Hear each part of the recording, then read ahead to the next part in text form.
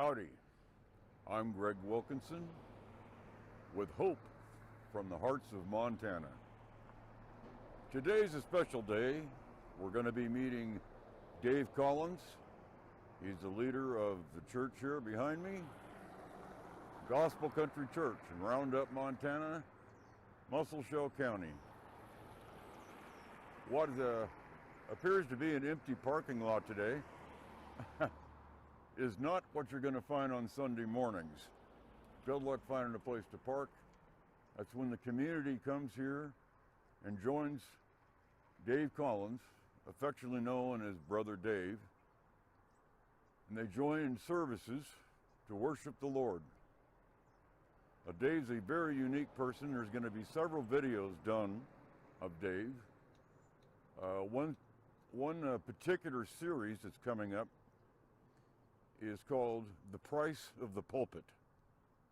And that one will be coming up. Keep checking back. There probably will be 3 or 4 parts to that series. And I have to caution that viewer discretion is advised for the content of those videos, but not today's. Today's is just like any other day.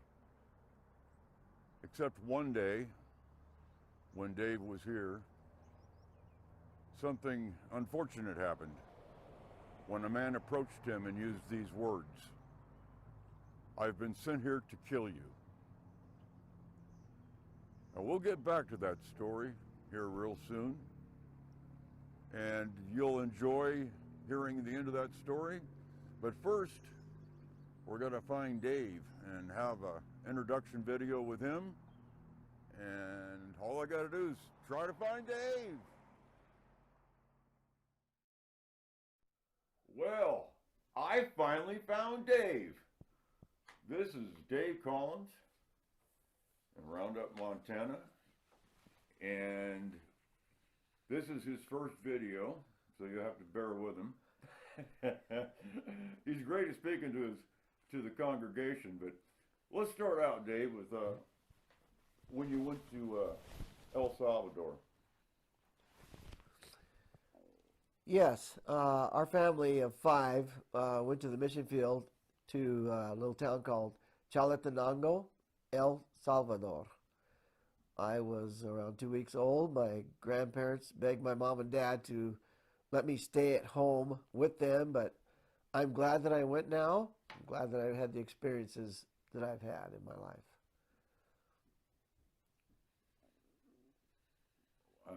Your grandparents wanted you to stay there, though, right? Yes, they did. It's no wonder why. Yeah. That's a big move for a little boy, especially at 2 weeks old. Wasn't there an incident, I think you were around 5 years old, I believe. Your dad was a missionary down there, and you told me a story about one night where a man rode into your dad while he was preaching. Yeah, Greg, there was a man on a big gray horse, remember that took out his machete, and he's riding full gallop towards my father while he's preaching under a tree in the country in the late night. The reason he's doing that, my father would preach for about 5 to 6 hours, because a long pack trip into those places, horseback. We packed everything on our horses, including a lantern and an old phonograph and an accordion that my dad played. Took a long time to get there. Dad would preach for many hours. And as he was preaching towards the end of the evening and the night time, with the lantern going by him, out of the dark came a rider out of the campo, we call the country. He was a caballero, worked for the rancher there. And he came at my dad. He pulled a big machete out, and he came right towards my dad, and he wanted to kill my father. And as he got closer, he gave this testimony. He saw what he thought was a huge 9 or 12 foot tall white angel standing right there next to my dad. He pulled up his machete. His horse stopped. He turned and rode off into the dark, and we didn't see him again. Later, 2 weeks later, he comes riding into town, comes to our home, comes up to my father, begs him to please forgive him for that. And he accepted Jesus Christ as his personal Savior right there in our home and became one of the strongest men in our little church, our little indigenous church there. Yeah, I believe you said that he actually cried on his knees for forgiveness. He cried. He was a full-grown man, a cowboy, a caballero, crying Wow. for forgiveness. I wonder who was more scared, him or the horse. I was. You spent some time in a boarding school too, didn't you? Yeah, I spent 3 years at a boarding school in a little town in the mountains called Huehuetenango in Guatemala. And starting at 5 years old, he started school at 5. For 7 months out of the year, every day and every night was very lonely, and not being able to call or see your parents for 7 months out of each year was very lonely. You could only write letters back and forth. But that left a lasting impression on you, being that lonely at such a young age. It did, very much so. You finally, your parents left El Salvador, didn't they? Yes. They left El Salvador, and we moved to a very evil, wicked city called Apatzingan, Michoacan. Even to this day, it's a very, very evil city in Mexico, only to be persecuted there by the church, the Catholic Church felt like we were an intrusion on the church there because we were Protestants and they were Catholics. I mean, I love Catholics, but every religion and every church can have bad actors in it. And there was a priest there who actually hated my father, and it was a very, very tough situation there. I imagine, I believe that you said that there was a very scary incident involving your oldest sister, wasn't it? Yeah, very, very frightening incident with my 14-year-old older sister. She was kidnapped right out of our house. You know, the houses are pretty open there. And she was kidnapped right out of our house, and my father saddled up his horse. He had to go up to a hillside. I'll tell you the story, how that goes later, but he got her back. Wow.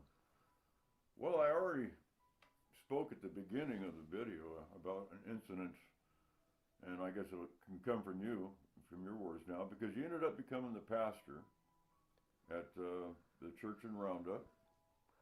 And do you want to talk about that? Yes, I did become the pastor here. It's a wonderful church called Gospel Country. The people are wonderful there. There's around 100 to 140 people that attend our church. And we just love it here and love the people. Weren't you confronted one day while you were preaching? There was an incident that happened, correct?